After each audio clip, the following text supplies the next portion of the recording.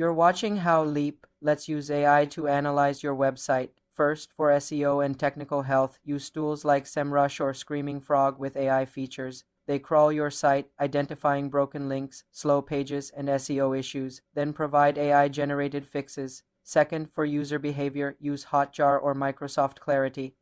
These tools use AI to analyze heat maps and session recordings, showing you where users click, scroll, and get stuck. Third, for content analysis, use Google's Natural Language API or Phrase. They analyze your page text for sentiment, keywords, and topical relevance, suggesting improvements to match search intent.